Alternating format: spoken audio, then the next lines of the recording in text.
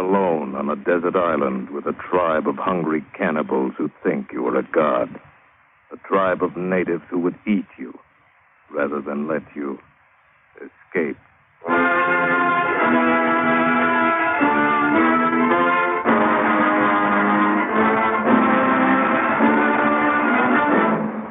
Escape, produced and directed by William N. Robeson and designed to free you from the four walls of today for a half hour of high adventure.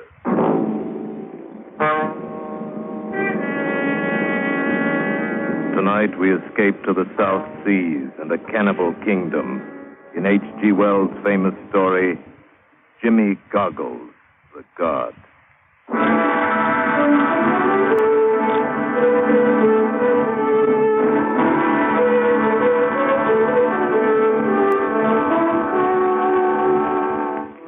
I doubt you'll remember anything of the Ocean Pioneer, though a bit of the story that came to public knowledge made headlines in the newspapers at the time. Blimey, now that I think of it, it's been over 40 years ago it happened. 40 years. And at times yet I can still wake up in the middle of the night and see that cold, dead eye of Jimmy Goggles staring at me from the darkness. It gives me the creeps even now. It all started the night the Ocean Pioneer went to the bottom of the Sonner coast. Only 2 survivors, aside from myself, came out of that wreck. Mr. Sanders, the first mate, and a seaman named Jacob. And with a bit of luck, we had enough food and water in the longboat to see us safe to Papua. Give away, lads. 3 nights will put us on dry land again. Aye, it is lucky men we are this time. All right, just one our time here, Jacob. As it were for Captain Wells and 10 of the lads back there. Lying under 20 fathom of blinking green water they are. Ain't all that's laying back there either, lads. You meaning something by that, Mr. Saunders? Does either of you lads know the cargo we carried? Aye. Copra mostly and some spices. Not that. Lads, at Guinea we shipped aboard a chest full of gold dust. Worth 40,000 pounds. 40,000 pounds. I wondered about that chest at the time, Mr. Saunders. That chest still back there, lads. In Captain Wells' cabin. Aye. 20 fathoms down. Yeah, it'll be a nice bit of work for the salvage company. Not necessarily, eh? What is it you're meaning to say? I'm the only man alive knows ship's position when she sunk. So you are. Go on, Mr. Saunders. Suppose now, when we get to Papua, we give report ship struck 100 miles or so to the north. Then the salvage ship goes there, we come here, and pick up a title fortune for ourselves. And how do we come here? My brother-in-law has a brig in the Sydney trade. He'll come in with us. Well, lad, are you in or are you out? 40,000 pounds. I'm in. Aye, 40,000 pounds. A bloomin' fortune there for the taking. Of course we went in on it.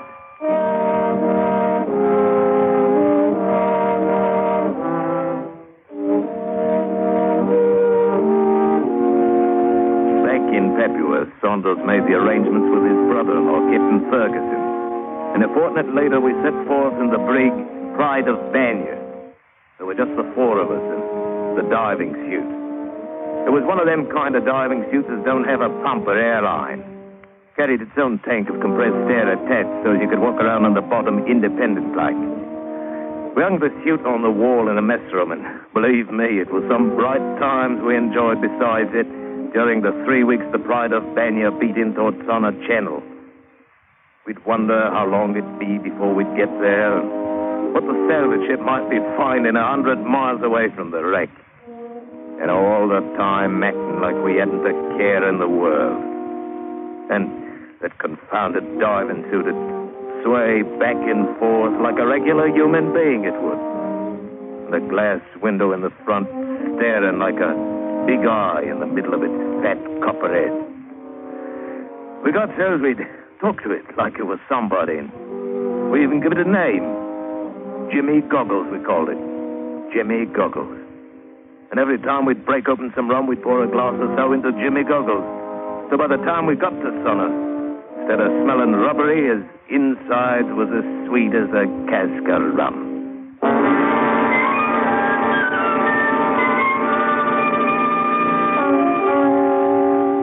we found the place, we was afraid to take the brig into the rocks where the wreck was lying. So we anchored about half-mile off, and all of us rowed to it in the longboat. Aye. She's still there, all right. I can see the tip of one of her masts above the water. Devil take the mast. It's the fortune below I'm interested in. Oh, fear. It'll be there, lad.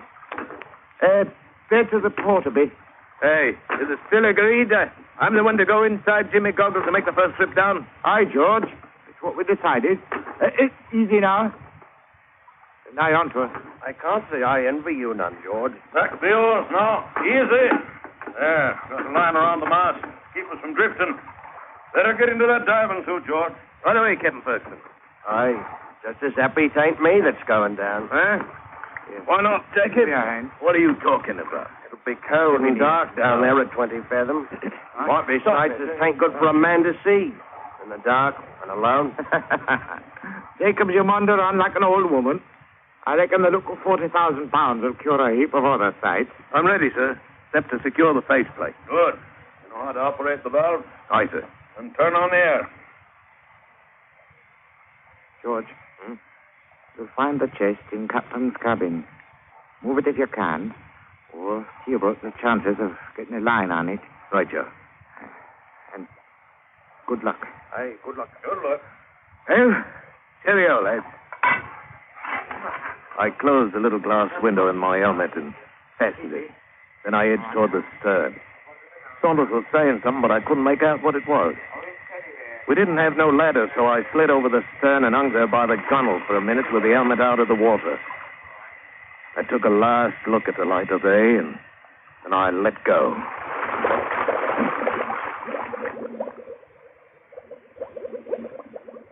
Slow it was.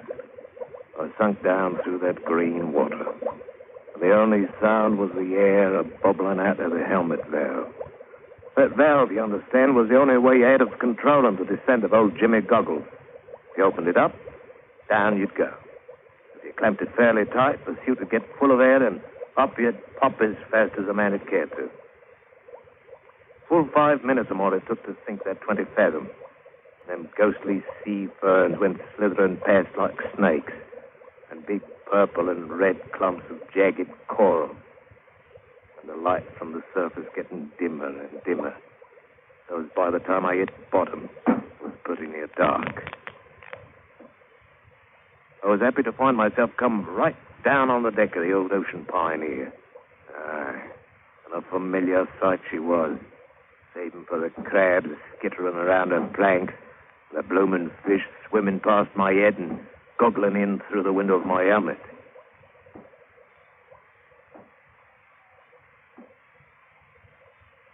I made my way to the deck cabin. Right before the door, I stumbled onto a blinking skeleton, lying there on the deck as peaceful as you please. Judging by the gold braid still hanging on it, it had been old Captain Wells himself. So there weren't enough left of it now to make a decent meal for an hungry guppy. Bobbed around like very gentle when I touched it, and all the time was wearing an horrible grin on its bony face. Like to give a man the shivers. I tell you certain I got through the business down there as quick as I could. Found the chest of gold and figured out the best way to get a blocking line on it. But even so, it must have been an half hour before I clamped the air valve and started for the top. Halfway up, something hit my helmet and slid on down past. I found myself looking right into the blooming face of First Mate Saunders. His mouth was hanging open, and a kind of pink smoke was drifting out of it and making a cloud in the water. I saw he had a spear run through his neck from one side to the other, and he was dead on the mackerel. He sunk on past out of sight, and then Jacobs drifted down from above, and I could see his head was all twisted to one side like and his neck was broken. He was dead, too. Then it hit me. The lads on top had been massacred by a boatload of them bloomin' heathen savages, and like as not, if I poked my head out, the same would happen to me. Oh, blimey. I cracked open the helmet valve and shot down toward the bottom. I sat down there on a sunken rock for nigh on to 15 minutes, I guess, trying to figure out what to do. But any way a man would look at it, there weren't but one answer. So finally, crazy as it seemed, I got up and started out to walk ashore.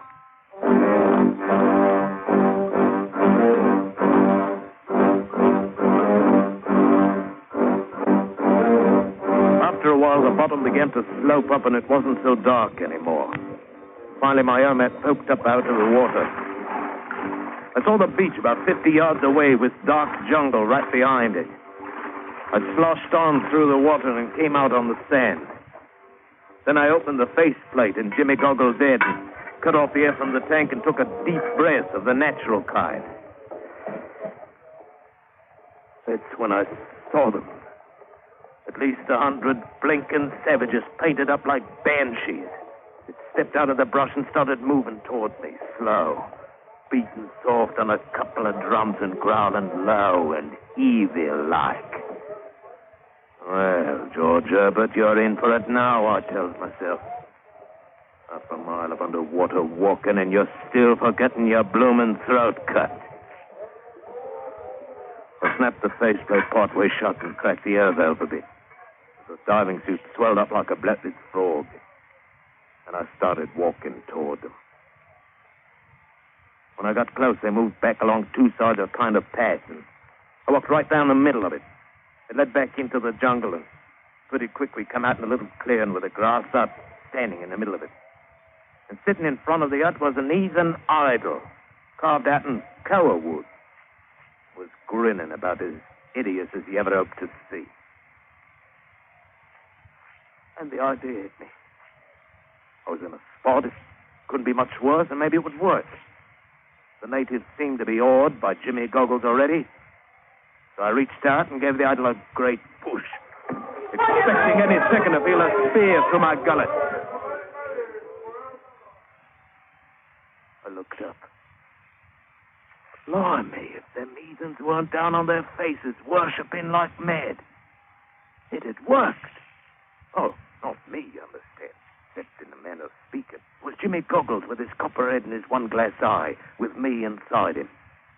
They'd seen him walk up out in the sea, and they figured he was a god. Old rum-soaked Jimmy Goggles. A regular bloomin' god.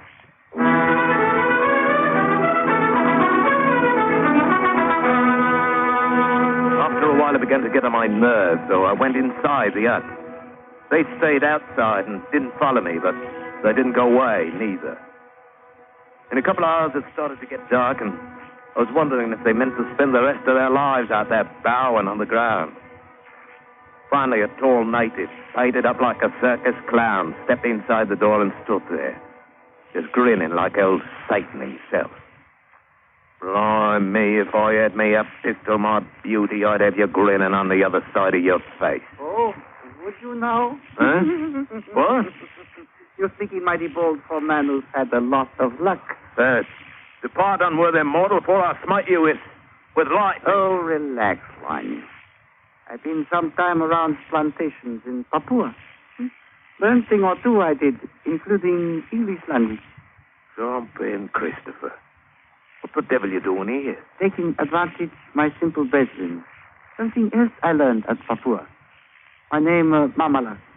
I'm high priest, witch doctor, call it whatever you want. Oh, I'm happy to know you. Mine's George Herbert, officer of the English brig Pride of Banyan. The late brig, you might say.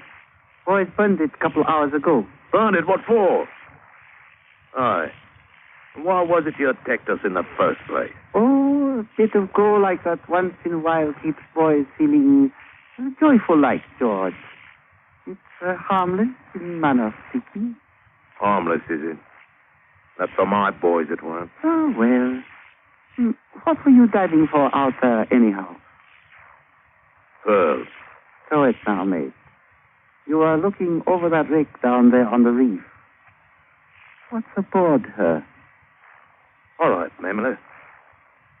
She was carrying 40,000 pounds in gold dust. 40,000 pounds? Know where it is? Aye. We could use 40,000 pounds, couldn't we, George? I'm listening. We might make deal. You keep on being the god, and I be your high priest.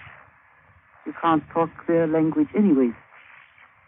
Between us, we'll have him eating out of our hand. Meanwhile, we'll figure a way to raise gold off the bottom. Hold off. You mean I gotta go on wearing this bloomin' suit all the time? Only if you want to stay alive. They found there was man inside it. I tear you to pieces. Oh, blimey, it ain't all it's cracked up to be being a god. At least you're alive, mate. And we'll both be rich. Aye. Are they gonna spend the night out there? We'll be leaving after ceremony, except for guard of honor. I understand you. What's the ceremony? Oh, a little piece of business with owner of brig. We captured him alive, you know. Captain Ferguson? What kind of business? A bit of this, a bit of that. When they get done, they cook him, of course. Cook him? Well, now, you wouldn't expect boys to eat him raw.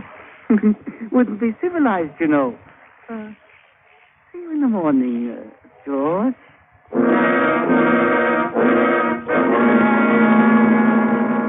Oh, it was pretty horrible, all right. But what with one thing and another, I didn't feel as bad about it as I might have. After all, I hadn't known the captain too well anyhow.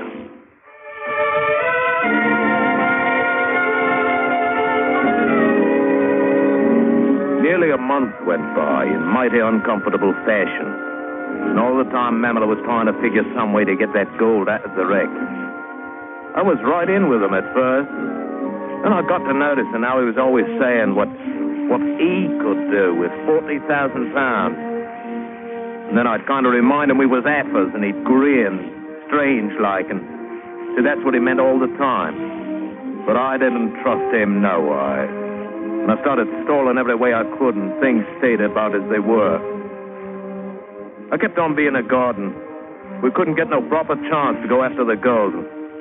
Then one morning, Mamela and most of the tribe went back into the jungle to hunt. I was sitting in the hut trying to think of some way to do for that heathen before he could do for me, when I happened to hear voices outside. I sneaked a look through the palm hedge. It was an Englishman, dressed up fit to kill in white canvas shorts and a sun helmet and all. He had a native interpreter all dressed up and walking with him. They're idols. Tribal gods. But it's been turned over. Do they no longer worship such things? Master, I could... Looky here, gents. If you'll step inside, I'll show you what they're worshipping. Hey, now. Come in, come in. Welcome, gents.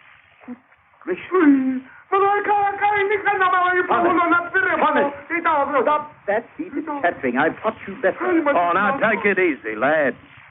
Nothing but a diving suit, you know. Yes, of course. I saw that. Who are you, anyway?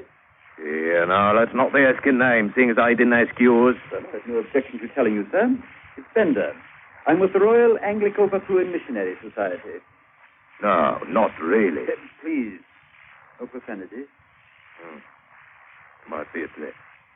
How'd you get here? By sailing cutter, down coast from the Bankeel Residency. Well, you've had a bit of luck. If the boys was here, you'd be in a proper fix by now. Oh, I dare say we'd be in no danger. No danger, huh? What is it you'd call being cooked like a pork tenderloin? Have they done it to one of my friends? An adventurer, no doubt. But the natives are well aware that if anything happened to me, there'd be a gunboat here from the residency in 48 hours. Oh, that's how the wind blows, is it? It is indeed. And may I ask why you're masquerading in that diving rig? Aye. To keep from getting myself killed, that's why. The natives think this blinking rubber union suits a regular god. I see. And you've been preying on their childish credulity. Childish it may be, Mr. Bender, but they've got full-grown teeth. Aye, and I've seen them in action. Well, you'll simply have to take your chances, because I'm going to expose you. You know, you can't be doing that. Well, if they was to find out I was a human being, they'd do me in for fair. Well, I'll help you as much as I can, but you should have thought of that before you tried exploiting them. But you can't let it happen to a fellow Englishman. Then why don't you leave now while they're away? You'd likely be able to get aboard the ship that's working a mile or so down the coast. What ship? Some salvage vessel looking for a wreck. They think it might have drifted down the channel from the north. Oh, it just might have it there. They might find it. Mr. Bender, I'll make a proposition. I won't promise anything, but I'll listen. Leave here now and sail down the coast a ways and stay till nightfall. Then come back as soon as it's dark, and I'll let you expose me to your heart's content. In fact, you might say, Mr. Bender, I'll even welcome it.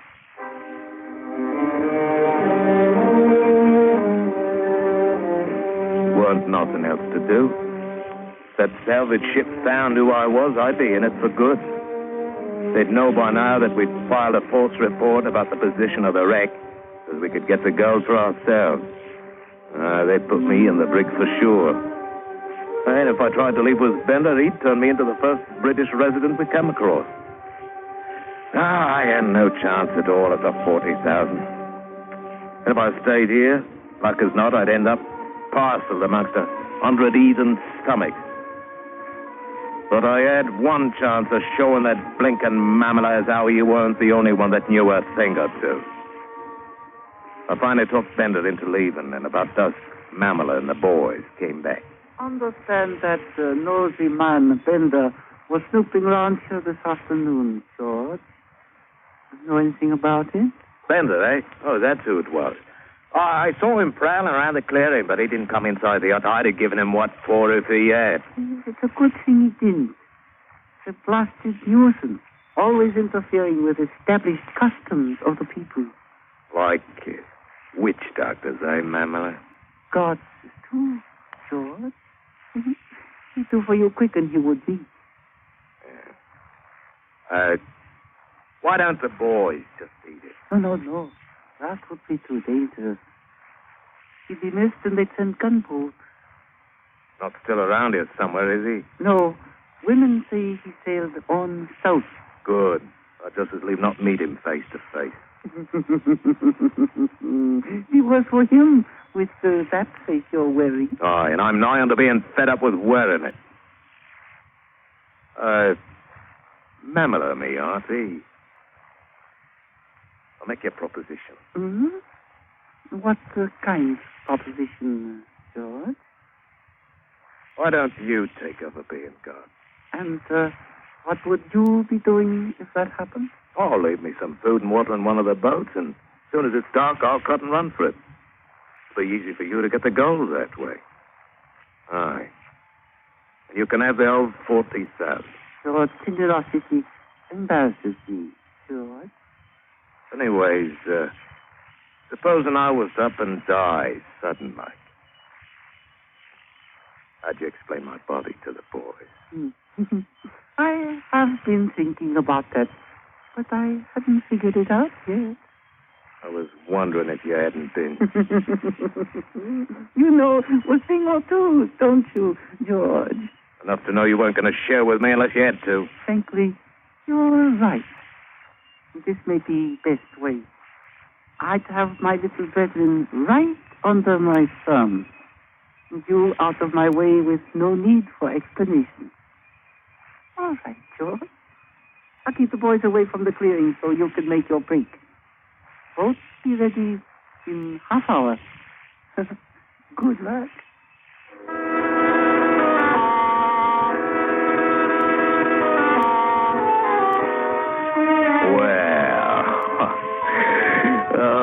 Working out just as nice as you please.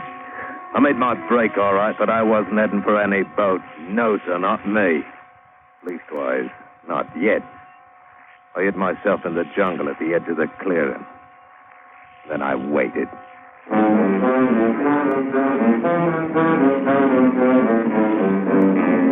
After a while, them savages started drifting back into the clearing, and pretty soon Mamela, all dressed up in Jimmy goggles, came out and sat in front of the hut, the way I'd been doing every night.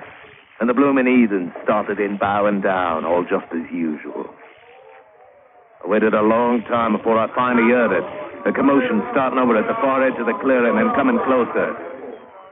There was Bender and his boy Friday, walking through the crowd to where Jimmy Goggles sat with Mamala inside him. The crowd moved aside and let him pass, but you could tell they were just waiting for that one-eyed god of theirs to knock him stone dead.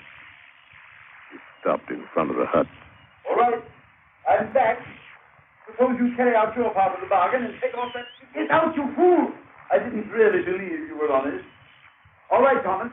Tell the natives this is nothing but a man dressed up. Hey, Connie! Hello,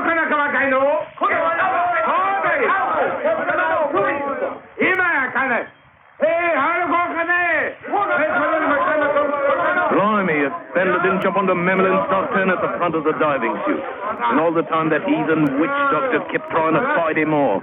And it seemed as though Mamala hadn't known how to fasten the helmet properly, because suddenly it tipped back on his shoulders, and there he was. A face them savages knew as well as their own offspring. And they didn't like it even one little bit. Aye.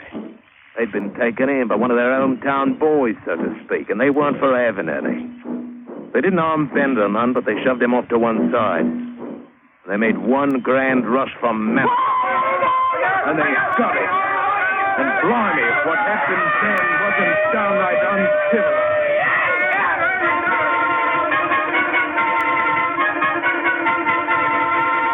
I cut and run for it and tumbled into that boat and shoved off. I couldn't help but feel a bit sorry for old Mamela, though it wasn't as if he hadn't eaten his own share of human beings.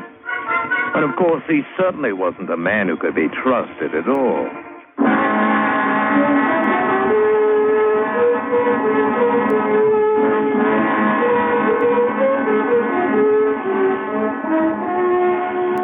Well, it was a long time after, before I heard how Mr. Bender made out. Seems as though he couldn't get them bloomin' heathens to listen to him at all. And one day he hit on the idea of climbing into that diving chute. And from then on he had a crowd around every time he'd open his mouth. As far as I know, old Jimmy Goggles may still be down there somewhere. With his battered copper head, and his rummy smell, and his one glass eye. He may still be doing business. Right down there at the same old stand.